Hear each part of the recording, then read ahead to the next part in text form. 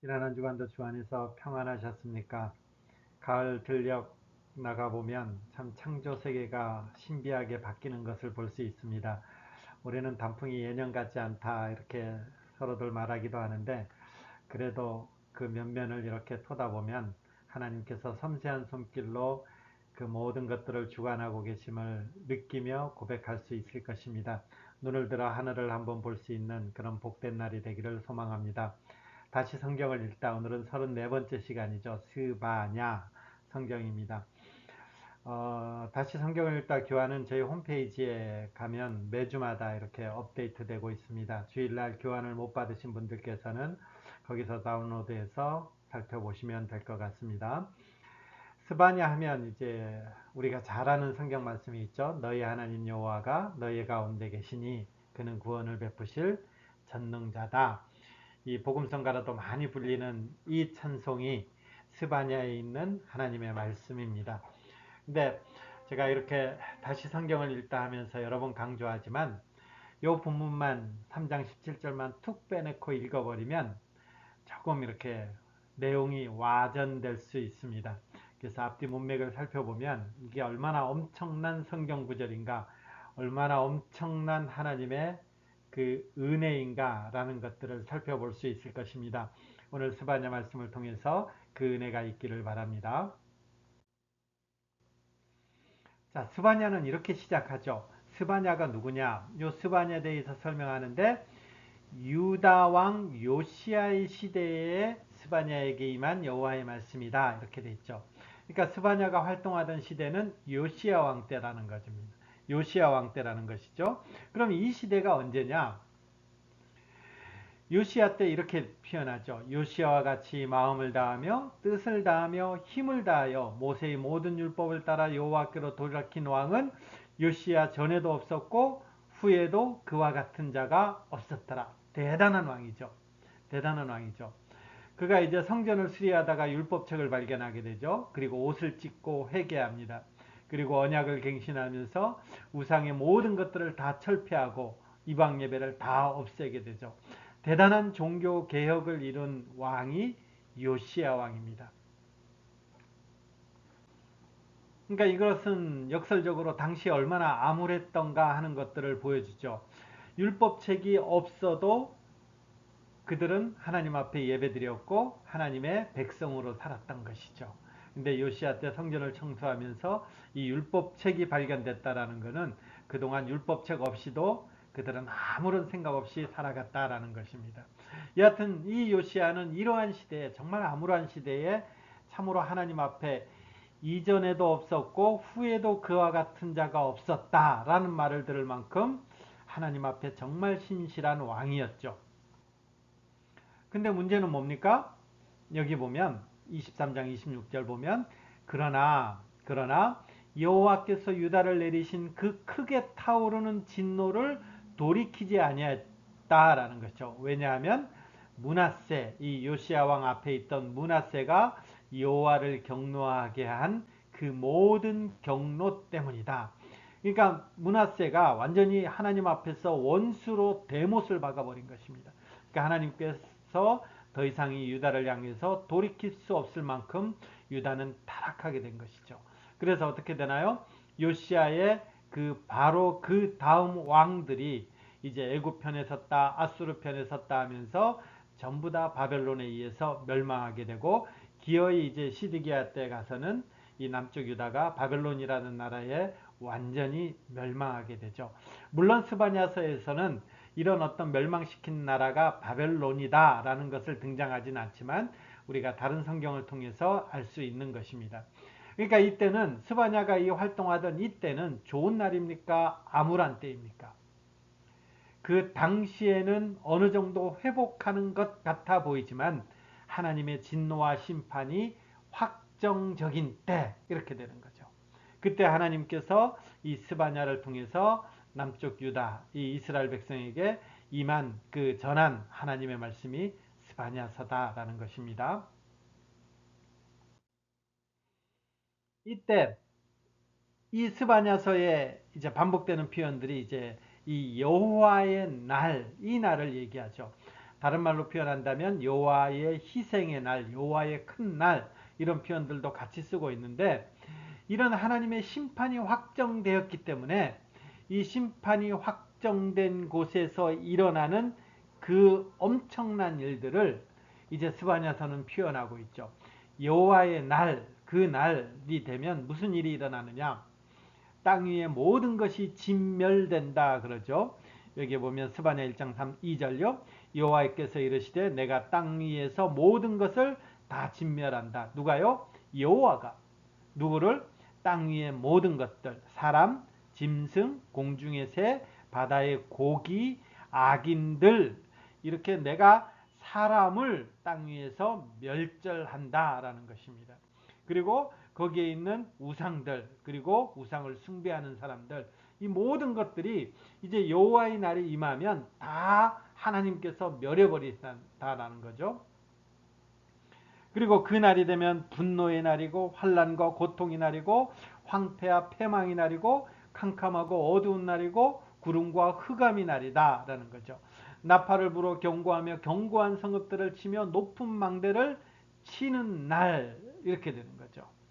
그 날에는 은과 금이 그들을 건지지 못할 것이다. 그러니까 여호와의 날이 그 암울한 그 파멸, 진멸, 그 흑암의 날이 임할 때 그들을 도와줄 수 있는 것은 아무것도 없다라는 것입니다. 오로지 그 심판을 받아 진멸되는 일들만 남아있는 그때가 여호와의 날이죠. 그때는 블레셋, 모압, 암몬, 아수르, 그런 열방들이, 이웃 나라들이 다 하나님의 심판을 받게 되는 것입니다. 이스라엘은 어떻게 될까요? 예루살렘도 하나님의 심판을 받게 되죠. 여기 3장 1절 보면요. 패역하고 더러운 곳, 포악한 그 성읍이 화 있을진저, 예루살렘을 말하는 거죠. 그가 명령을 듣지 아니하며 교훈을 받지 아니하며 여호와를 의뢰하지 아니하며 자기 하나님에게 가까이 나아가지 아니한다. 그래서 어떻게 되나요? 지도자들이 타락했고 선지자들이 타락했고 여러 하나님 앞에서 행하는 제사장들이 타락한. 그래서 예루살렘도 하나님 앞에서 이제 심판받게 되는 것이죠. 스바냐서는 이 무서운 심판을 예고하는 것입니다. 여호와의 날, 그날에 일어날 엄청난 그 고통의 순간, 진멸의 순간들을 예고하는 성경이 스바냐서이죠. 그러니까 스바냐서는 무겁죠. 그런데요. 그런데 성경을 끝까지 읽어보면, 스바냐서를 끝까지 읽어보면 이런 표현이 나와요. 시온에 따라 노래할지어다, 이스라엘아 기쁘게 부를지어다, 예루살렘 따라 전심으로 기뻐하며 즐거워할지어다. 노래할지어다, 기쁘게 부를지어다, 기뻐하며 즐거워할지어다. 지금 어떤 상황이라고요? 여호와의 날에 임하면 이 모든 것이 다 그 황폐화 된다니까요. 그럼 어떻게 해요? 고통과 눈물과 참으로 참혹함만이 남는데, 하나님께서 이런 이스라엘을 향해서 오히려 노래하라, 기쁘게 부르라, 기뻐하며 즐거워하라, 이렇게 표현하는 거죠. 그러면서 이런 표현까지 써요. 너희 하나님 여호와가 너희 가운데 계시니 그는 구원을 베푸실 전능자다. 여기 보면 너의 하나님이라 그러죠. 그리고 너의 가운데 계시다. 지금 이스라엘은 어떤 상황이요? 하나님의 명령을 듣지 아니하고 교훈을 받지 아니하고 여호와를 의뢰하지 아니하고 하나님 앞에 나아가지 아니하는, 하나님의 말씀을 죽도록 안 지킨 이 이스라엘 백성들이라는 거죠. 근데 하나님께서 이 이스라엘 백성들에게 지금 기뻐하며 즐거워라고 하면서, 하나님이 이런 이스라엘 백성, 어떤 이스라엘 백성요? 하나님 앞에 이쁜 짓 하는 이스라엘 백성들이 아니라 하나님 말씀 앞에 한사코 멀어져 가는 그 이스라엘 백성들을 향해서 하나님이 지금 너와 함께 계시다. 그러면서 이런 표현 써요. 그가 너로 말미암아 기쁨을 이기지 못한다. 이거 영어 표현으로 보면 기쁨을 극복하지 못한다, 이렇게 돼 있죠. 그러니까 여러분, 누군가로 인해서 막 그 웃음을 참지 못했던 적 있으시죠? 막 그 웃음을 내가 참지 못해서 그냥 막 웃게 되는 경우, 지금 하나님께서 이런다라는 것입니다. 누구 때문에요? 이스라엘 백성을 보니까 하나님께서 막 기쁨을 극복하지 못해서 지금 막 웃는다라는 거예요. 그래서 하나님께서 이 이스라엘 백성들을 바라보면서 이 이스라엘 백성 때문에 즐거이 부르며 기뻐한다라는 것입니다. 누가요? 이 이스라엘 죄 때문에 그 모든 것을 다 진멸하시는 그 하나님께서 지금 그 이스라엘 백성을 바라보면서 기쁨을 극복하지 못한다 라고 이렇게 표현하는 거죠. 이게 웬 어불성설입니까? 이게 왜 말도 안 되는 이 표현입니까? 지금 상황은 그렇지 못한데. 그렇다면 하나님께서 지금 이 스바냐서를 통해서 이스라엘 백성들에게 하고자 하는 그 말씀이 뭐냐라는 것들이 이제 등장하게 되는 것이죠. 하나님의 심판, 여호와의 날에 임할 그 심판은 멸망시키는 것이 아니라, 이스라엘 백성들을 완전히 멸망시키는 것이 아니라 악을 제거하는 데 목적이 있다라는 것입니다. 보세요. 그때가 언제죠? 여호와의 날이죠. 그 심판의 날, 진멸의 날이라는 거죠. 그때 하나님이 뭘 하느냐면 여러 백성의 입술을 깨끗하게 한다라는 것입니다. 그들이 다 여호와의 이름을 부르며 한 가지를 나를 섬기게 한다. 지금은요. 여호와의 이름을 부르는 것이 아니라, 하나님만을 섬기는 것이 아니라 그들은 우상을 숭배하고 우상을 노래하는 거죠. 그래서 그들의 입술은 더러워졌죠. 근데 그 심판의 날이 되면 하나님께서 그 입술을 깨끗하게 해서 하나님만을 찬양하는 자로 만들겠다라는 것입니다. 보세요. 그때 내가 내 가운데 교만하여 자랑하는 자들을 제거하겠다. 여호와께서 내게 내 형벌을 제거하겠다. 이런 표현들이 나오는 것입니다. 15절요. 보세요. 3장 15절. 여호와가 내 형벌을 제거하였고 내 원수를 쫓아냈으며 이스라엘 왕 여호와가 내 가운데 계시니 내가 다시는 화를 당할까 두려워하지 아니할 것이라. 그래서 16절에 그날에 여호와의 날에 사람이 예루살렘에 이르기를 두려워하지 말라 시온아 내 손을 늘어뜨리지 말라 이렇게 표현하는 것입니다. 그러니까 여호와의 날이 어떤 날이냐? 다 진멸하는 날인데 그 진멸의 의미는 하나님 앞에 더러워진 것들, 하나님 앞에 불성실했던 것들, 하나님 앞에서 우상을 향해서 노래했던 모든 죄악들, 그날에 하나님께서 깨끗이 제거하는 날이라는 것입니다. 그렇기 때문에 하나님의 백성으로서는 그 여호와의 날이 고통스럽죠. 힘겹죠. 왜냐하면 그 악을 제거하는 그 과정이 쉽지 않기 때문에 그렇습니다. 그러나 그 날이 고통스럽지만 하나님 앞에서 그것은 새롭게 태어나는 날이고 하나님 앞에 새롭게 서는 날이기 때문에 그날은 기쁨의 날이요 그날은 하나님을 향해서 노래하는 날이 되는 것입니다. 그렇기 때문에 하나님께서 그 날이 고통스럽지만 시온의 딸들을 향해서 예루살렘을 향해서 노래할지어다 기쁘게 부를지어다 기쁘게 즐거워할지어다 이렇게 하나님은 그 이스라엘 백성들에게 이 말씀으로 주면서 격려하고 위로하고 소망을 가지라 라는 것입니다.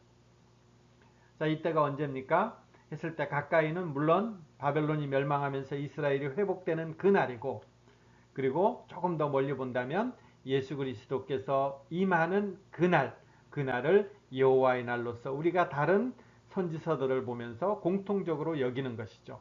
예수 그리스도께서 이 땅에 왕으로 오시는 날, 예수 그리스도께서 이 땅에 모든 죄를 십자가의 보혈의 공로로 다 씻어 깨끗하게 하는 날, 그 날을 우리는 여호와의 날로 바라보게 되는 것입니다. 그리고 우리는 어떤 사람들인가요? 그 여호와의 날을 경험한 사람들이 되는 것이죠. 자, 오늘 말씀을 정리해 볼게요. 이 말씀 하나 더 하고 오늘 말씀을 정리해 볼게요. 그래서 스바냐는 어떻게 마무리되나요? 그때의 내가 어떻게 되는가요? 너를 괴롭게 하는 자를 다 보라고 저는 자를 구원하며 쫓겨난 자를 모으며 온 세상에 수욕받는 자에게 칭찬과 명성을 얻게 하리라.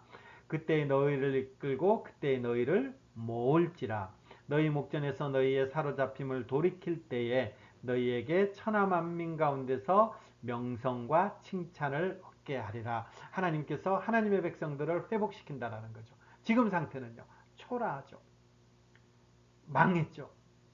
그러니까 세상 사람들이 조롱하잖아요. 야, 니들이 하나님을 믿어? 하나님이 뭔 살아계시다고.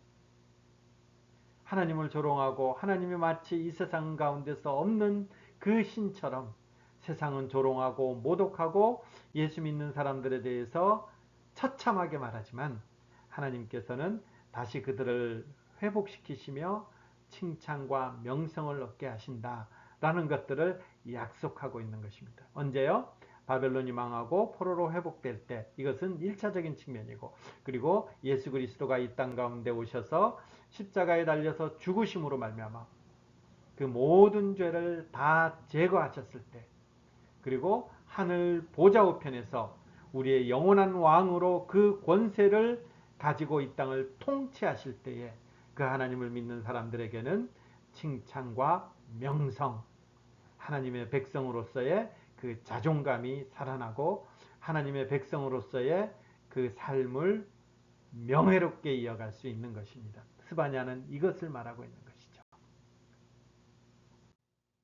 정리하면요, 우리는 참 내가 서 있는 곳이 어쩌면 암울할 수가 있습니다. 칙칙한 회색빛 도시 같은 어쩌면 이런 삶일 수도 있습니다. 이 세상의 어떤 문화, 가치관들이 나를 엄습하고 그 속에서 예수 믿는다는 것들이 무슨 의미가 있는가? 나의 고난과 고통 속에서 예수 믿는 것들이 어떤 의미가 있는가? 여러 가지 그 비루한 인생처럼 느껴질 때도 있습니다. 그러나 그날의 태양은 이렇게 떠오르는 것입니다. 그때 하나님께서 또한 우리에게 뭐라고 말씀합니까? 너희 하나님 여호와가 너희 가운데 계시니 그는 구원을 베푸실 전능자시다. 그가 너로 인해서, 이 너는 어떤 너인가요? 하나님의 말씀을 죽으라고 안 들은, 정말 하나님이 버리셔도 정말 아무 말 할 수 없는 그런 비루한 인생임에도 불구하고 하나님께서는 그런 나를 바라보시면서 기쁨을 이기지 못하신다. 그리고 나를 사랑하신다. 나로 말미암아 즐거이 부르며 기뻐하신다. 하나님께서는 지금 이스라엘 백성들에게 이 말씀을 하고 계시는 것이고, 그것은 저와 여러분들에게도 동일하게 적용되는 것입니다. 제가 고등학교 때 자존감이 많이 무너졌을 때 제가 창세기 12장 1절부터 3절 말씀과 그리고 이 스바냐 3장 17절 말씀을 가지면서 많이 묵상했던 기억이 납니다. 하나님께서 나도 사랑하실까? 하나님께서 나도 하나님의 선한 도구로 쓰실까? 라는 그 하나님 앞에 기도할 때에 하나님께서 마치 응답의 말씀으로 주셨던 말씀이 오늘 본문입니다. 그가 하나님이 나 때문에 기쁨을 이기지 못하신다. 하나님이 나를 사랑하신다. 나로 말미암아 즐거이 부르며 기뻐하시는 분이시다. 그분이 나와 함께 계시다. 이 말씀은 제게 큰 위로와 감격을 주었고, 그리고 하나님을 향해서 굳건히 설 수 있는 단초가 되었던 말씀이 오늘 말씀입니다. 이 말씀을 사랑하는 성도님들과 함께 나누게 되어 기쁨입니다. 이 말씀이 저에게 주었던 이 말씀이 여러분에게도 동일하게 임하기를 소망합니다. 하나님께서 여러분으로 말미암아 기쁨을 이기지 못하십니다.